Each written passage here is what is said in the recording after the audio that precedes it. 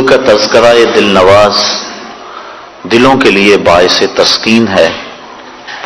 حضرت شیخ مہدی الفاسی مطالع المسرات شرح دلائل الخیرات میں لکھتے ہیں کہ حضور کا ذکر سن کے جس شخص کے کلیجے میں ٹھنڈ نہیں پڑتی اس کے سینے میں دھڑکنے والا دل کسی مومن کا دل ہی نہیں ہے۔ یہ ہو ہی نہیں سکتا کہ حضور کا نام ہو اور تسکین نہ پہنچے۔ یہ کیسا دور آ گیا ہے کہ بحث کی جاتی ہے کہ ذکر رسول کرنا چاہیے یا نہیں۔ حضور کے ذکر کے لیے بھی بلا دلیل کی ضرورت ہے۔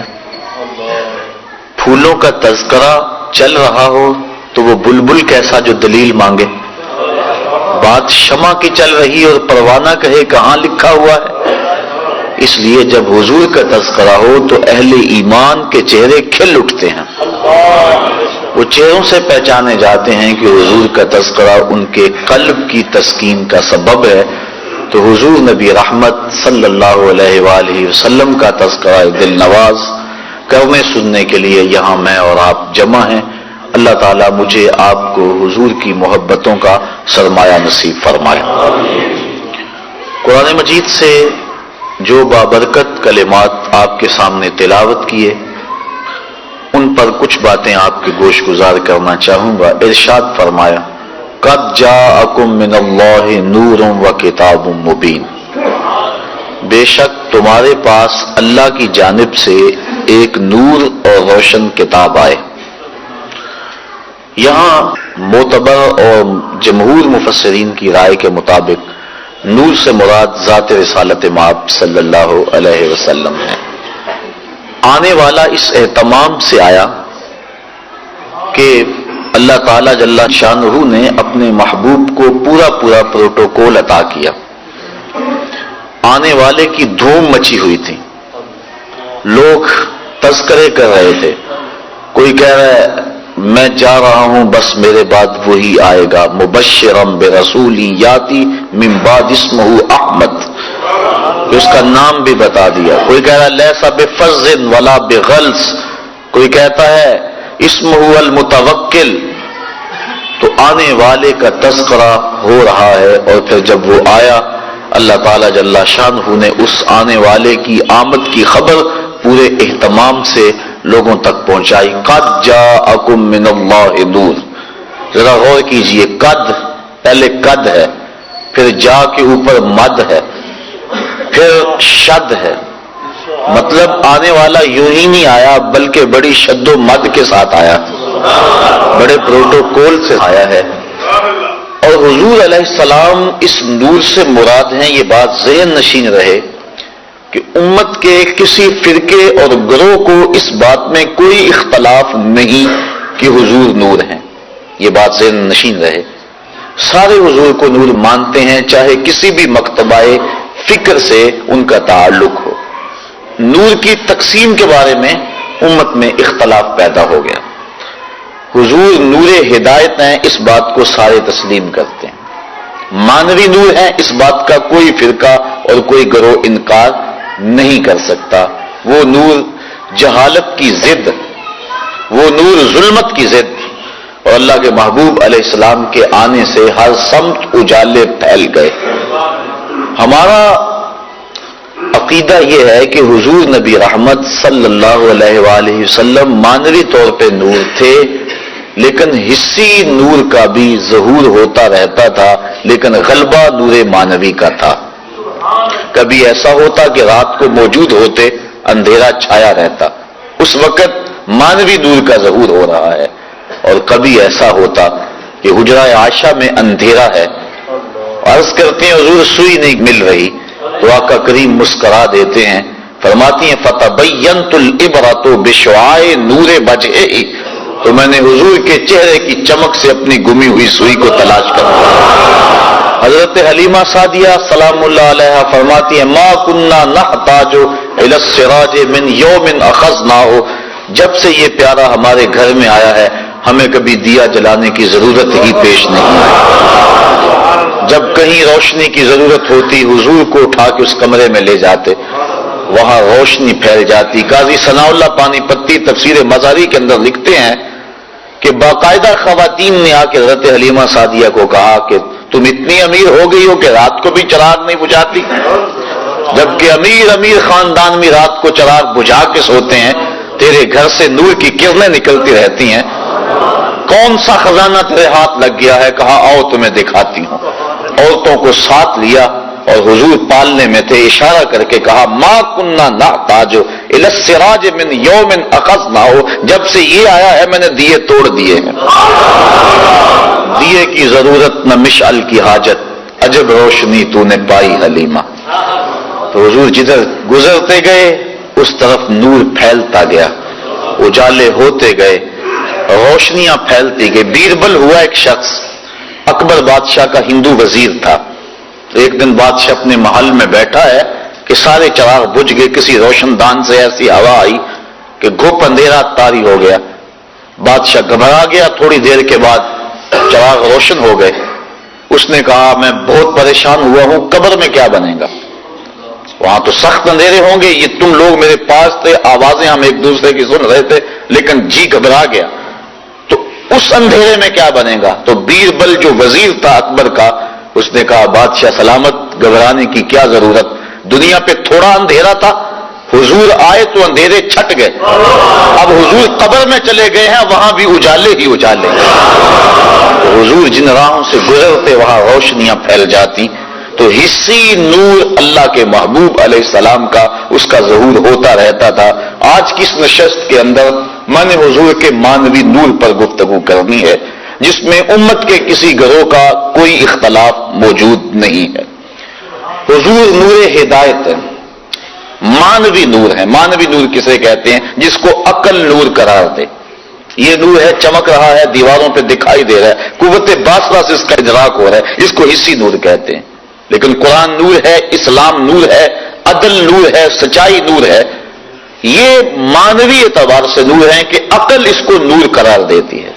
اللہ کے محبوب علیہ السلام کے مانوی نور ہونے میں امت میں کوئی اختلاف نہیں کہ اللہ کے محبوب علیہ السلام جب آئے تو کائنات کی ظلمتیں چھٹ گئیں۔ اس قدر اندھیرے پھیلے ہوئے تھے، اس قدر ظلمتیں پھیلی ہوئی تھیں۔ قرآن مجید کے دامن میں موجود ہے کہ جب کسی کو یہ خبر دی جاتی کہ تیرے ہاں بیٹی نے جنم لیا ہے تو اس کا منہ کالا ہو جاتا۔ آبرو بچانے کا ایک ہی راستہ تھا کہ وہ اپنی بیٹی کو اپنے ہاتھوں سے گڑا کھود کے دھکا دے کے اوپر سے مٹی انڈھیل دے، اس کی چیخیں اس کے دل پہ اثر نہ کریں، وہ روتی رہے، یہ مٹی انڈھیلتا رہے۔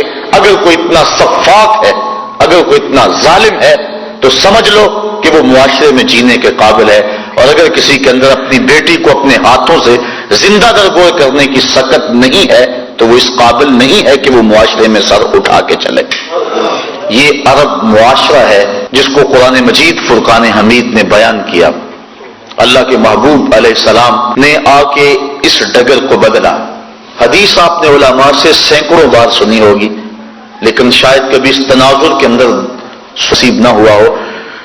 اللہ کے محبوب علیہ السلام نے جو اپنی بیٹی کے بارے میں جملہ محبت کہا، آج اگر میں اور آپ اپنی بیٹی کے لیے محبت بڑی کوئی بات کہہ دیتے ہیں تو یہ بڑی بات نہیں۔ اس معاشرے کے اندر بیٹی کی آبرو ہے، بیٹی کی عزت ہے، اور بیٹی کی توقیر ہے ہمارے اس معاشرے کے اندر۔ بوڑھا باپ اپنی کمر پہ بوریاں لاد لاد کے مزدوری کرتا ہے کہ میں نے بیٹی کے ہاتھ پیلے کرنے ہیں۔ یہ باپ تو سفاک تھا، یہ تو قتل کرتا تھا، یہ تو زندہ درگور کرتا تھا، اور یہ ساری رات اوور ٹائم لگا رہا ہے۔ یہ بیٹی کے لیے محنت کر رہا ہے، فیکٹری کے اندر بھائی اوور ٹائم لگا رہا ہے، یہ زندہ درگور کرتے تھے۔ کیا ماجرا ہوا؟ کس نے ڈگر بدلی؟ کس نے حالات کا رخ پلٹ دیا؟ 14 صدیاں قبل کی تاریخ پڑھ کے دیکھو، وہ جو دھکا دیتے تھے گھڑے کے اندر، اور اس پہ افتخار تھا، انہیں فخر تھا، آقا کریم نے اس دور میں کلمہ حق بلند کیا، کہا بیٹیوں کو زندہ درگور کرنے والوں اور منحوس سمجھنے والوں سن لو، فاطمہ تو بدعۃ منی، میری فاطمہ میرے جگر کا ٹکڑا ہے۔ اس دور میں کہنا جبکہ بچیوں کو ذبح کیا جا رہا تھا، زندہ درگور کیا جا رہا تھا، بہنوں کو بھائی قتل کرتے تھے کہ کل ہمارا کوئی بہنوئی نہ کہلائے، تو اس دور میں یہ جملہ کیا معنی رکھتا ہے؟ آج اگر میں اپنی بیٹی کے لیے، آپ اپنی بیٹی کے لیے کوئی محبت بھرا جملہ بولتے ہیں، کہتے ہیں، لکھتے ہیں، تو یہ بڑی بات نہیں کہ اس دور میں تو بیٹی کو عزت حاصل ہے۔ جس دور میں زندہ درگور کیا جاتا تھا، اس دور میں حضور کا فرمان کہ میری بیٹی میرے جگر کا ٹکڑا ہے، اور پھر معاشرے کے اندر بیٹی کی آبرو، بیٹی کا وقار بلند ہوا، اور اللہ کے محبوب علیہ السلام نے ارشاد فرمایا جو 2 بچیاں یا 2 بہنیں اللہ کی رضا کے لیے پروان چڑھائے اور ان کا نکاح کر دے اللہ کی رضا کے لیے، قیامت کے دن وہ میرے ساتھ اس طرح ہوگا جس طرح یہ میری 2 انگلیاں قریب ہیں۔ ایک صاحب نے عرض کی حضور اگر کسی کی ایک بیٹی ہو تو آقا کریم نے فرمایا اس کو بھی یہ اعزاز نصیب ہوگا۔ ذرا اس کے پیچھے کا فلسفہ دیکھیے۔ اس نے عرض کی حضور اگر کسی بیچارے کی ایک بیٹی ہو تو کہاں بیٹی کو زندہ درگور کیا جا رہا ہے، اور کہاں جس کی ایک بیٹی ہے وہ سوچ رہا ہے کاش کہ میری بھی 2 بیٹیاں ہوتی، مجھے ایک بیٹی دی گئی ہے، میری بھی 2 بیٹیاں ہوتی اور یہ اعزاز و تکریم میں بھی حاصل کر لیتا۔ تو کہاں بیٹیاں ماں باپ کے لیے باعث ننگوار، اور کہاں بیٹیاں ماں باپ کے لیے عزت کا سبب قرار پائیں، اور ان کے سبب سے والدین کی مغفرت ہوتی ہے، دنیا میں بھی وقار اور آخرت میں بھی وقار۔ حضور نبی رحمت صلی اللہ علیہ وآلہ وسلم گھر میں تشریف لائے تو ام المومنین حضرت عائشہ صدیقہ رضی اللہ تعالی عنہا محبوب کائنات نے عرض کی حضور آج عجیب ماجرا ہوا، ہمارے گھر میں ایک خاتون آئی جو کہ حبشی نژاد تھی، اور اس کے دونوں پہلوؤں میں اس کی 2 بیٹیاں تھیں۔ اس نے صدا لگائی، میں نے سارا گھر ڈھونڈا لیکن اس کو دینے کے لیے کچھ نہ ملا۔ میں نے پھر کوشش کی کہ حضور کا گھر ہے اور سائل خالی نہ جائے، میں نے دوبارہ کوشش کی تو ایک خشک کھجور مل گئی، چوہارا مل گیا، میں نے وہی چوہارا اٹھا کے اس عورت کو دے دیا۔ سخت بھوک لگی ہوئی تھی، اس کا پیٹ کمر سے لگا ہوا تھا، لیکن اس نے اس کھجور کو 2 حصوں میں تقسیم کیا اور ایک اس بیٹی کے منہ میں ڈال دیا اور ایک ٹکڑا اس بیٹی کے منہ میں ڈال دیا۔ خود بھی بھوکی تھی لیکن اس نے خود نہیں کھایا۔ یہ کہتے کہتے ام المومنین آبدیدہ ہو گئی کہ حضور وہ خود بھی بھوکی تھی لیکن اس نے یہ بیٹیوں کو دیا۔ تو آقا کریم فرمایا عائشہ کل قیامت کے دن گناہوں کے سبب سے یہ خاتون اگر جہنم کا ایندھن بننے لگی تو یہ بیٹیاں درمیان میں آڑ بن کے کھڑی ہو جائیں گی۔ اے اللہ ہم اپنی ماں کو جہنم میں نہیں جانے دیں گی، اور اللہ ان کی سفارش مان کے ان کی ماں کو جنت عطا فرما دے گا۔ اور حدیث میں آتا ہے امرأۃ مردودہ، وہ عورت جس کے خامد نے اس کو طلاق دے دی، بدصورتی کی وجہ سے، غربت کی وجہ سے، جہیز کم لانے کی وجہ سے، یا کسی سبب سے اس کو طلاق دے دی۔ اب معاشرے میں اسے کوئی قبول نہیں کرتا، ساری زندگی اس نے اپنے باپ کے دروازے پہ بیٹھ کے گزار دی۔ اس عورت کو عربی میں کہتے ہیں امرأۃ مردودہ، واپس لوٹائی گئی عورت۔ حدیث میں آتا جب قیامت کے دن اس کے باپ کو جہنم کا حکم ہوگا تو یہ اللہ تعالیٰ سے بحث کرے گی، مالک نہ تو نے مجھے عقل دی نہ تو نے مجھے شکل دی، سسرال نے دھکا دے دیا، خاوند نے قبول نہ کیا، معاشرہ مجھے دوبارہ قبول کرنے کو تیار نہیں تھا، یہ میرا باپ تھا جو میرے لیے مزدوری کرتا رہا اور میری کفالت کرتا رہا، آج میں تو اس کو جہنم میں نہیں جانے دوں گی۔ وہ رابعہ بصریہ نہیں، عام سی عورت، لیکن قیامت کے دن اللہ اس کے باپ کو اس کی سفارش مان کے جنت کی راہیں عطا فرما لے گا۔ وہ بیٹی جو ماں باپ کے لیے باعث ننگوار تھی، اللہ کے محبوب صلی اللہ علیہ وآلہ وسلم نے اس مرتبے پہ بیٹی کو بٹھایا کہ ماں باپ کے لیے جنت کے دخول کی بشارت بن گئی اور جنت میں داخل ہونے کا ذریعہ بن گئی۔ آپ تاریخ عرب پڑھیں، جس طرح وہ سکی بیٹی کو قتل کر دیتے تھے وہ سکی ہمشیرہ کو بھی قتل کر دیتے تھے۔ میں نے اس پر دیکھا مختلف کتب سیر میں کہ یہ بیٹیوں کے قتل کا رواج کیوں پیدا ہوا، اس کے بارے میں مختلف آراء مختلف لوگوں نے بیان کی ہیں۔ ایک رائے یہ بھی کہ چونکہ جو عرب کے شاعر تھے وہ بڑی فوج شاعری کرتے تھے، اور اگر کسی کی بہن بیٹی خوبصورت ہوتی تو اس کے اعضاء کا تذکرہ کر کر کے اپنے شعروں کو سجاتے، تو بعض قبائل نے اس حوالے سے دختر کشی کا سلسلہ شروع کیا جو معاشرے کے اندر مقبول ہو گیا، حتیٰ کہ بعض قبائل میں 100% اور بعض قبائل میں وہ جزوی طور پہ دختر کشی کا رواج موجود تھا۔ اللہ کے محبوب علیہ السلام نے آ کے اس رواج کو ختم کیا۔ تو جس طرح وہ بیٹی کو قتل کرتے تھے وہی سبب بہن کے قتل کا تھا کہ کہ کل اس کی شادی ہو اور کوئی ہمارا بہنوئی کہلائے تو وہ بہن کو بھی قتل کر دیتے تھے. سکا بھائی اپنی بہن کو اپنے ہاتھوں سے ذبح کر دیتا. اور جب باپ بیٹی کو زندہ درگور کرنے کے لیے جاتا تو بسا اوقات بھائی بھی ساتھ ہوتا اور باپ بیٹا مل کر اپنی بیٹی اور بہن کو زندہ درگور کرتے. اب اللہ کے محبوب علیہ السلام نے جہاں بیٹی کو وقار دیا, بیٹی کو توقیر دی, وہاں بہن کو بھی عزت دی. قرآن مجید نے حضرت موسیٰ علیہ السلام کی ہمشیرہ کا تذکرہ کتنی محبت سے کیا کہ جب ان کی والدہ یوحانس نے حضرت موسیٰ علیہ السلام کو دریائے نیل کی موجوں کے سپرد کر دیا اور پانی کے دوش کے اوپر وہ صندوق جا رہا ہے اور حضرت موسیٰ علیہ السلام کی ہمشیرہ پانی کے کنارے کنارے چلتی ہیں, دریائے نیل کے کنارے کنارے اس صندوق پر نظر رکھے ہوئے آگے بڑھتی ہیں, اور جو ہی صندوق ڈوبنے لگتا ہے بہن کا کلیجہ بھی ڈوب جاتا ہے, اور جب وہ تیر کے سطح آپ پہ آتا ہے تو بہن کے دل کو ایک گنا تسکین ہوتی ہے. حضور کی آپ جانتے ہیں حقیقی بہن حقیقی بھائی کوئی نہیں, در یتیم ہے. سینہ صدف میں اکیلا پرورش پانے والا موتی در یتیم کہلاتا ہے. تو بطن آمنہ کے اندر حضور علیہ السلام اکیلے پرورش پائے اور اللہ کے محبوب علیہ السلام کو در یتیم کہا جاتا ہے. لیکن جب حضور حضرت حلیمہ سعدیہ سلام اللہ علیہا کے گھر دودھ پینے کے لیے کچھ عرصے کے لیے گئے تو حضرت حلیمہ سعدیہ کی ایک بیٹی تھی جن کا نام شیما یا شیما مختلف کتب سیر میں موجود ہے. وہ حضور کو اپنی گود میں اٹھا کر قبیلہ بنو سعد کے کھلے میدان میں آ جایا کرتی تھی. اور آپ نے بھی دیکھا ہوگا ہمارے دیہاتوں میں یہ رواج موجود ہے, اب بھی کہیں تو دم توڑ گیا لیکن آج بھی رواج جگہ جگہ موجود ہے کہ شام کے وقت جب عورتیں کھانا پکانے میں مصروف ہوتی ہیں تو بہنیں اپنے بھائی اٹھا کر باہر کھلی جگہ پہ لے آتی ہیں, اور ہر بہن کا مزاج یہ ہے کہ میرے بھائی سے سونا زمانے میں کوئی نہیں. وہ ایک مفکر نے کہا ہے کہ خوبصورتی دیکھنے والے کی آنکھ میں ہوتی ہے. تو ہر بہن کا مزاج ہے, چاہے کالا کلوٹا کیوں نہ اس کا بھائی. اسی لیے چندہ ماموں کہا جاتا ہے نا, ہر بہن اپنے بھائی کو چاند کہتی ہے. جب بچیاں اپنے ویر لے کر قبیلہ بنو سعد کے میدان میں آتی تو ہر کوئی کہتی کہ میرے بھائی کا جوڑ نہیں. اگر کسی کی رنگت کالی ہوتی تو وہ نقوش کو معیار حسن قرار دیتی کہ حسن کا تعلق رنگت سے نہیں نقوش سے ہے, میرے بھائی کے نقوش تو دیکھو. اور اگر کسی کا رنگ سفید ہوتا تو وہ کہتی ہے کہ رنگ نہیں تو کچھ نہیں, میرے بھائی کا رنگ بڑا چٹا ہے لہذا میرا بھائی بڑا خوبصورت ہے. بحث مباحثہ ہو رہا ہوتا اور کوئی ماننے کو تیار نہ ہوتی کہ میرا بھائی کسی سے کم ہے. اتنے میں حضرت شیما اپنے ویر محمد کو اٹھا کے لے آتی اور جو ہی وہ آتی اور کہتی ہاں میرا بھائی بھی آ گیا, تو وہ کہتی نہیں شیما تیرے ویر کا مقابلہ تو نہیں نا.